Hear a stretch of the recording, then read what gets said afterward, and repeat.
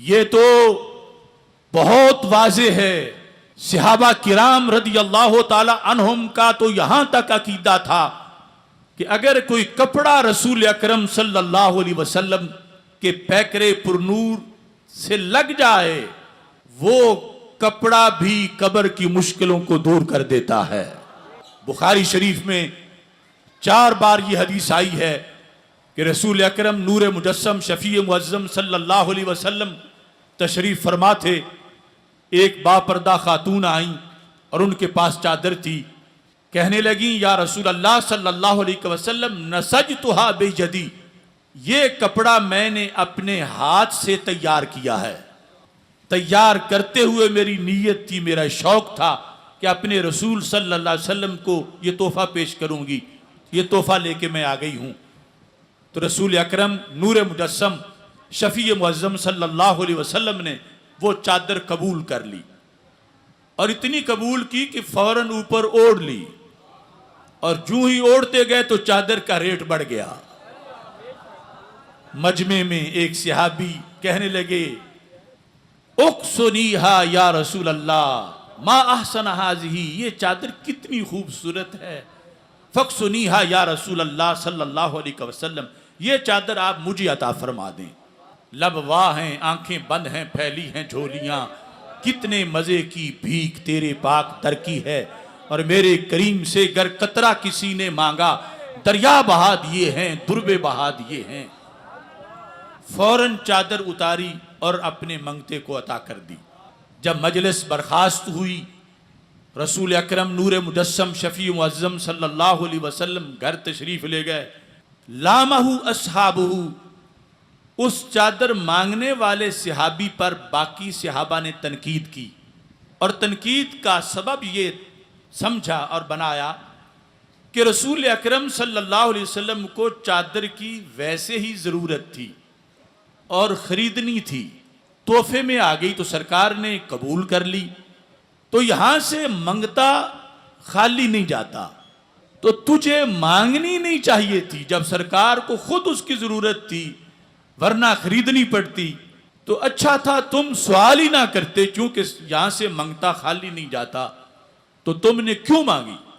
اب مانگنے والا بھی کوئی جاہل نہیں تھا، بلکہ صحابی ہونا بہت بڑی شان ہے، اور صحابہ میں سے وہ تو عشرہ مبشرہ میں سے حضرت عبد الرحمن بن عوف رضی اللہ تعالی عنہ تھے. اب حضرت عبد الرحمن بن عوف کا عقیدہ سنیے اور باقی صحابہ کی تائید سنیے اور اس عقیدے پر عمل سنیے. فرمانے لگے رجوت برکتہا حین لبسہا النبی صلی اللہ علیہ وسلم لعلی اکفن فیہا. اے میرے دوستو، یہ چادر میں نے کسی اور مقصد کے لیے نہیں مانگی کہ دنیا میں لے کے اوپر یہ چلوں، میں نے یہ برکت کے لیے مانگی ہے. رجوت برکتہا، برکت کہاں سے آئی؟ کہتے ہیں حین لبسہا النبی صلی اللہ علیہ وسلم، جب سرکار کے بدن سے لگی تو اس میں برکت آ گئی. سرکار دو عالم صلی اللہ علیہ وسلم کے پیکر سے لگی تو اس میں برکت آ گئی. تو یہ کیا فائدہ دے گی؟ کہتے ہیں لعلی اکفن فیہا، میں یہ وصیت کروں گا کہ جب فوت ہو جاؤں تو اس چادر کا کفن پہنانا بیڑا پار ہو جائے گا. اب یہ جواب جب سنا تو صحابہ سے بڑھ کے توحید پرست کون ہوگا؟ میں ذخیرہ حدیث پر نگاہ رکھتے ہوئے دعویٰ کرتا ہوں کہ کوئی ایک بھی صحابی ایسا نہیں تھا کہ جس نے تنقید کی ہو کہ عبد الرحمن یہ تم شرکیہ باتیں کر رہے ہو، یا یہ توہم پرستی ہے، چادروں کا کیا فائدہ ہو سکتا ہے. سارے صحابہ اس جواب پر خاموش ہو گئے اور سب نے تسلیم کر لیا.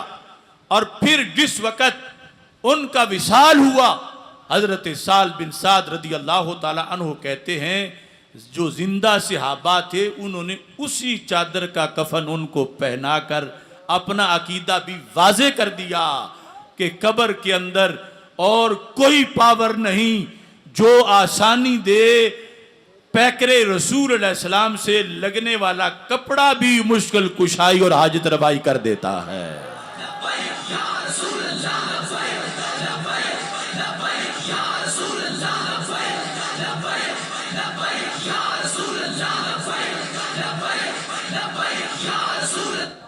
اب دیکھو، لوگ کہتے ہیں فلاں کی پہلے جان تھی تو پھر جان نکل گئی، پہلے تو مشکل کشائی تھی پھر مشکل کشائی نہیں۔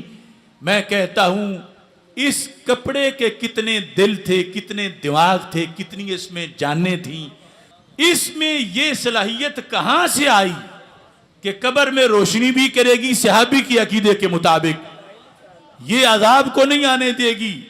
صحابہ تو ویسے ہی جنتی ہیں لیکن عقیدہ قیامت تک پہنچا رہے تھے۔ اس چادر کی بیٹری چارج ہونے میں وقت کتنا لگا، رسول اکرم صلی اللہ علیہ وسلم نے کتنے سال اسے اوڑھا؟